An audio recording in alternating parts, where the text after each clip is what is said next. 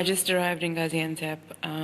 The rest of the team are stuck in Istanbul because the airport is still closed, which they now don't know when they're going to get here. It seems like I'm waiting for our team on the ground here to pick me up, and then we're going to drive to a place called Kilis, which is probably about an hour away from Gaziantep, and that's so Kilis is where we have an office and where the bakery is in the storehouse where the flour and stuff is stored. So we will inshallah go there tomorrow, and I'll keep you guys updated. The camera is really close to my face, but there's people around me and they already think that I'm quite strange. So, yeah. It's probably a little bit difficult to see, but it's actually just started to snow here in Kilis.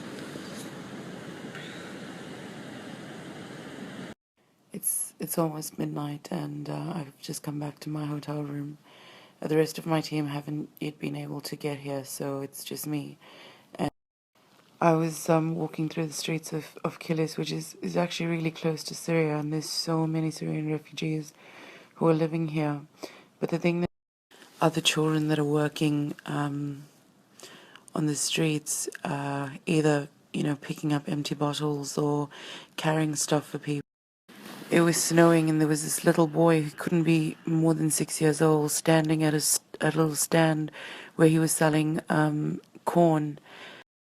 He was shivering so much that his body was literally shaking out of the cold.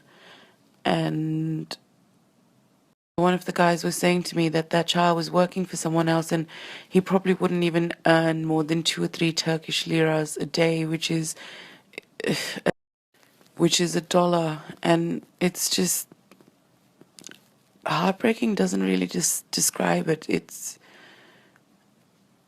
This has just become life.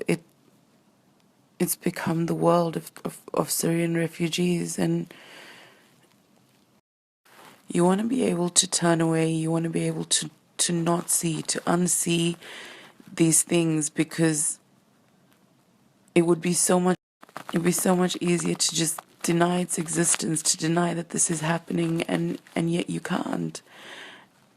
And you feel helpless. And I went out after that and just tried to buy some hot soup and bread for some of the kids around, but there's just so many people who are in need. There's so many people and so many children basically just living on the street.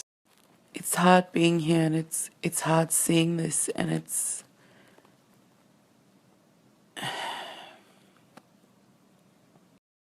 but I have to remind myself that I get to go home to my comfortable life. I get to come back to a proper hotel room, and I have so much to be grateful for. And so this isn't about me, but it's about what I can actually do, the very little that I can.